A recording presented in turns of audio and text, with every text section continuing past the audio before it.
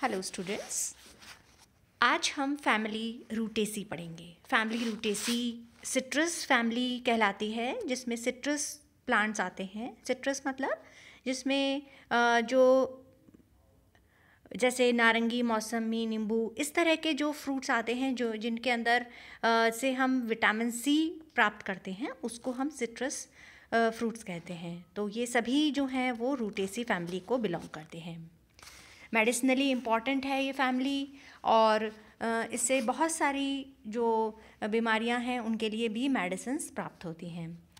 सबसे पहले इसका जो फ्लावर और फ्रूट है वो हम देखते हैं। पहले चित्र में आपको फ्लावर और फ्रूट दोनों दिख रहे हैं कि हो सकता है ये आपने देखे हों, क्योंकि लोकली गार्डन्स में भी ये प्लांट्स लगाए जाते हैं और इनके फ्लावर्स को हम देख सकते हैं। अगर फ्लावर को लेकर, हाथ में लेकर ही इस फैमिली को स्टडी करें तो आप अच्छे से इसको समझ सकते हैं। फ्रूट भी आपको यहाँ पर इसमें ऑरेंज फ्रूट दिख रहा है लगा हुआ।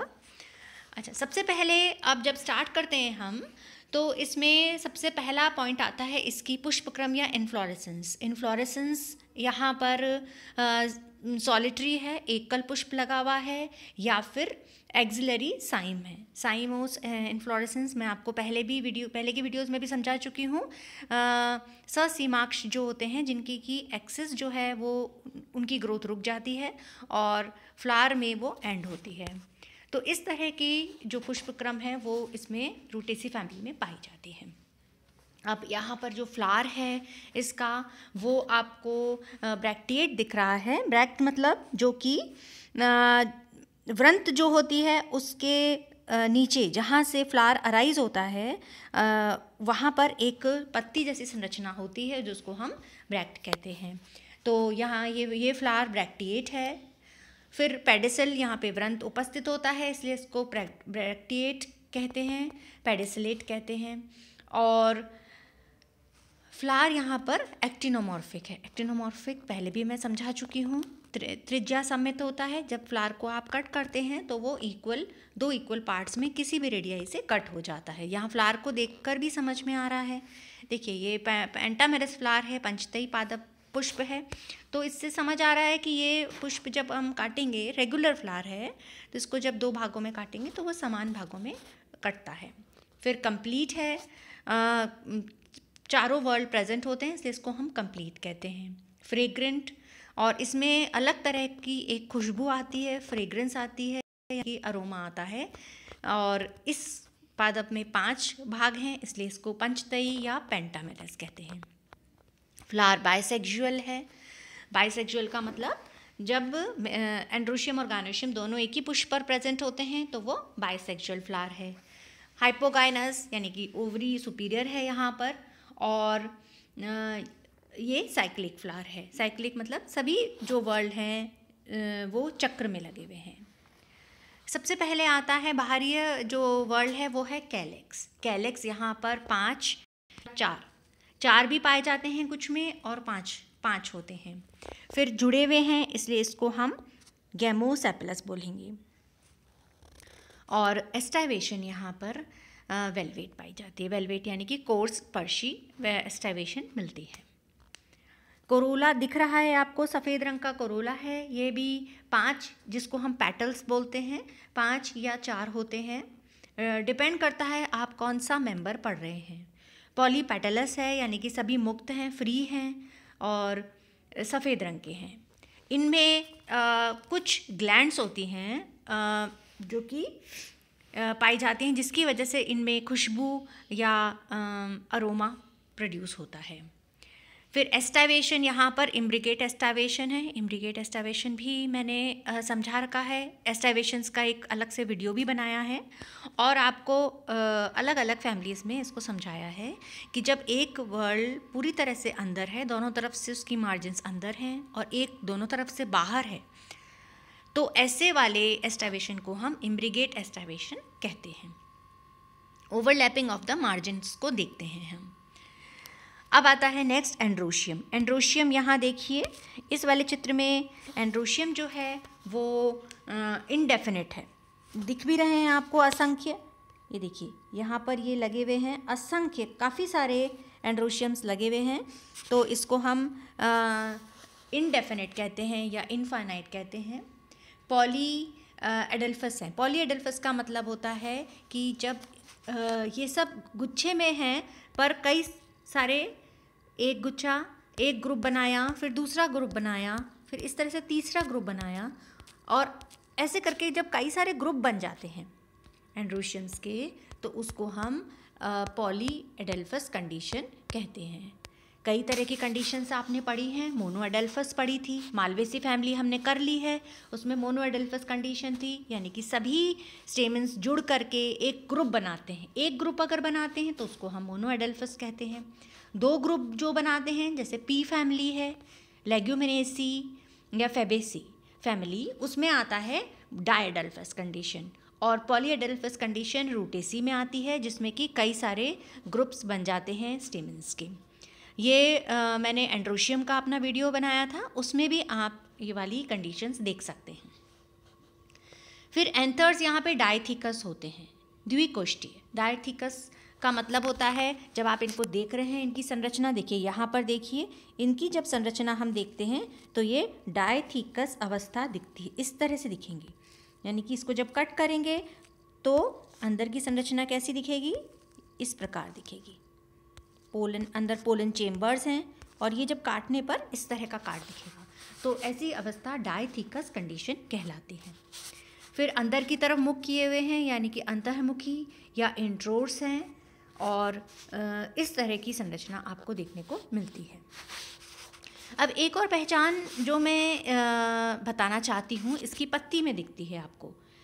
कुछ एक तो आप इस पौधे के पास जाएंगे तो आपको खुशबू आएगी अलग तरह की, जिससे आप इसको पहचान सकते हैं। फल को देखकर तो आप पहचान ही लेंगे, क्योंकि वो रसीले फल हैं और खट्टे फल हैं। अब यहाँ पर एक पत्ती में एक संरचना होती है इस तरह के, देखिए आप, ये है, और इस तरह का जब ये इस तरह की संरचना जब पाई जाती है तो उसको हम इससे हम उसको पहचान लेते हैं कि ये विंग्ड, इसमें पीटियोल जो होता है इसका, वो विंग्ड और फ्लैटेंड होता है, पंखे नुमा होता है और चपटा होता है। इस तरह का जब पीटियोल पाया जाता है तो उसको हम बोलते हैं, जो उसकी पहचान है ये कि ये रूटेसी फैमिली में को बिलोंग करता है। देखिए यहाँ पर आप देख रहे हैं, इस संरचना को देखिए, इस संरचना को, नीचे वाली संरचना को देखिए, पत्ती के नीचे वाली को, जो पीटियोल होता है, पर्णवृंत होता है, वो यहाँ पे पंखेनुमा हो गया है। अगला आता है गायनोशियम।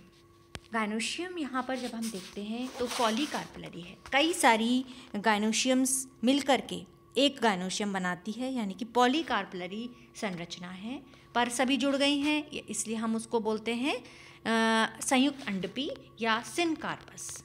ओवरी यहाँ पर सुपीरियर है, यानी कि बाकी तीनों भागों से ऊपर लगी हुई है। कहाँ पर ऊपर लगी हुई है, देखिए ये थैलेमस है, ये होता है थैलेमस, और इसके ऊपर जब ओवरी लगी हुई होती है और बाकी तीनों वर्ल्ड्स नीचे लगे हुए होते हैं, इससे इसकी स्थिति पर से नीचे लगे ओवरी बोलते हैं, और फ्लावर हाइपोगाइनस फ्लावर कहलाता है। मल्टी लोक्यूलर, अब आप यहाँ पर देखिए, लोक्यूल्स जो हैं वो कई सारे हैं, कई सारे दिख रहे हैं आपको, क्योंकि ओवरी भी कई सारी हैं, पॉलीकार्पेलरी ओवरी है, और मल्टी लोक्यूलर यहाँ पर कंडीशन आती है। हर लोक्यूल के अंदर एक ही ओव्यूल पाया जाता है। प्लेसेंटेशन यहाँ पे एक्साइल है। एक्साइल यानी कि मैंने आपको पहले भी समझा रखा है, एक्साइल प्लेसेंटेशन कब बनती है, जब सेंटर के अंदर प्लेसेंटा होता है और बाहर उसकी इस प्रकार ओव्यूल्स लगे हुए होते हैं, तो वो एक्साइल प्लेसेंटेशन कहलाती है। यानी कि सेंटर के अंदर जब प्लेसेंटा होता है तो उसको हम exile placentation, AXILE, exile placentation कहते हैं। अब एक अलग तरह की संरचना यहाँ पर पाई जाती है। देखिए यहाँ पर लिखा हुआ है इन्होंने डिस्क, तो ये डिस्क रूपी जो संरचना है ये ओवरी के नीचे है, और ये ओवरी के नीचे जो डिस्क रूपी संरचना है, यानी कि इसकी वजह से इसका जो क्लासिफिकेशन अभी हम पढ़ेंगे उसमें भी इसका नाम इसकी वजह से आता है। तो ये डिस्क रूपी संरचना पाई जाती है। स्टाइल इसमें लंबी है और स्टिग्मा कैप की तरह है, कैपिटेट है, यानी कि टोपी के आकार का होता है। तो ये फ्लावर का एलएस आप देख रहे हैं यहाँ पे ऊपर वाले चित्र में। यहाँ पर बीच में सेंटर में ओवरी है और कई सारे स्टेमन्स यहाँ पर लगे हुए हैं।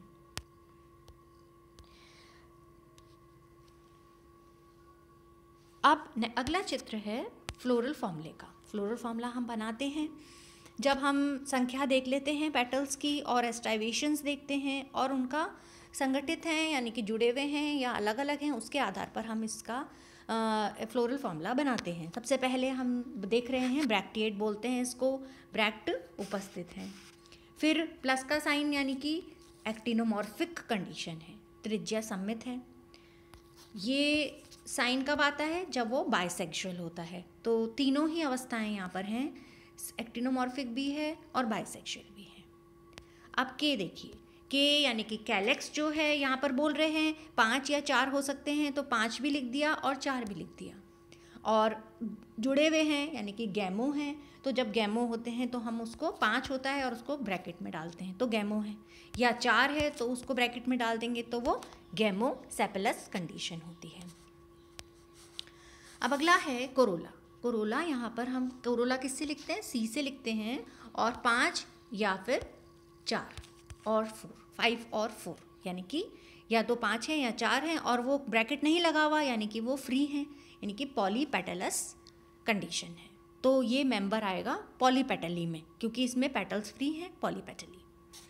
अब एंड्रोशियम हमने देखे थे, कई सारे थे, असंख्य थे और सभी अलग अलग थे। तो जब असंख्य होते हैं तो उसको इनफाइनाइट बोलते हैं और कई सारे ग्रुप थे पर एक ग्रुप नहीं था, इसलिए ब्रैकेट नहीं लगेगा यहाँ पर और ये फ्री रहेंगे, पर इनफाइनाइट दिखाने पड़ेंगे, तो ए इनफाइनाइट।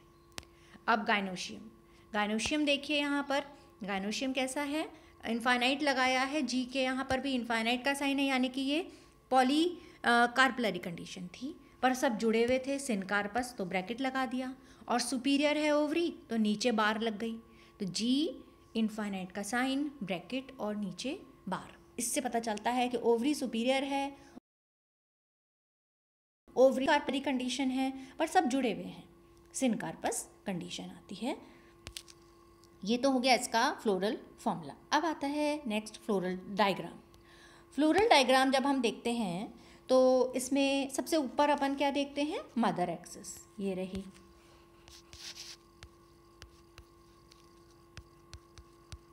मदर एक्सिस वो एक्सिस होती है जिससे हम पुष्प को की जो पोजीशन है वृंत के ऊपर, उससे हम उसको स्टडी करते हैं। मेन एक्सिस जो प्लांट की है और फ्लावर की है, जिससे हम स्टडी कर रहे हैं फ्लावर के सभी भागों को, वो उसकी मदर एक्सिस होती है।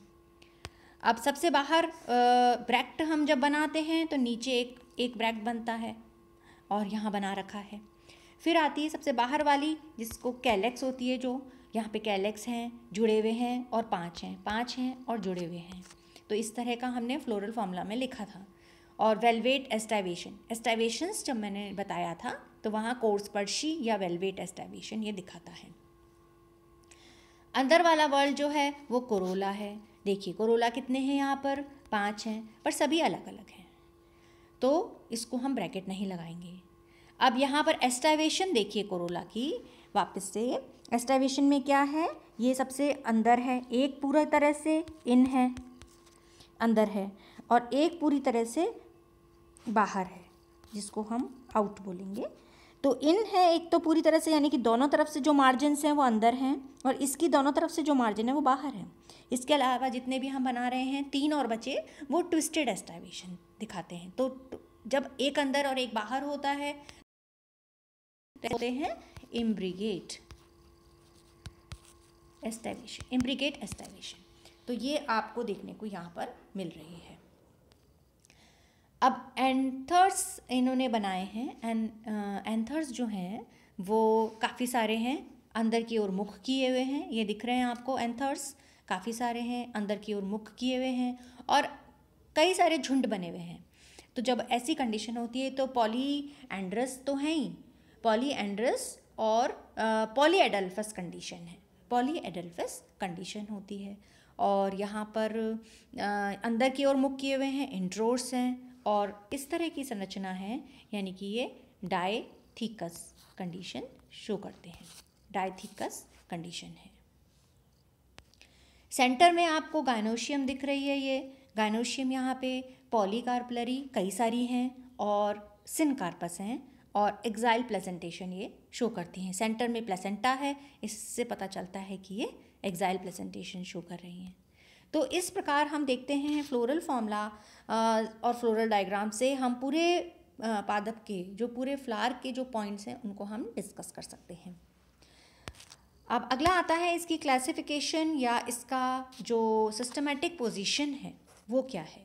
क्लासिफिकेशन में सबसे पहले आता है ये division Spermatophyta, sub division angiospermae, फिर डाइकोटिलिडनी में आ रहा है और सब क्लास इसकी है पॉलीपेटली। पेटल्स हमने देखा ही था फ्री थे, तो सब क्लास इसकी आ गई पॉलीपेटली। फिर आता है मैंने आपको बताया था, याद रखना है कि क्लासिफिकेशन में इसका विवरण आएगा। सीरीज यहाँ पे है डिस्कीफ्लोरी।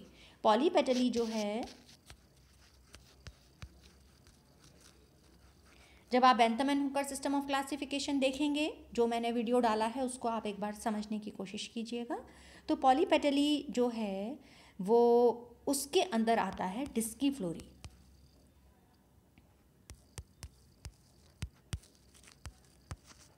जिसके अंदर डिस्क प्रेजेंट होती है, जिन मेंबर्स में, वो डिस्कीफ्लोरी में आते हैं। तो यहाँ हमने देखा रूटेसी के अंदर डिस्क प्रेजेंट है, इसलिए ये डिस्कीफ्लोरी में आता है।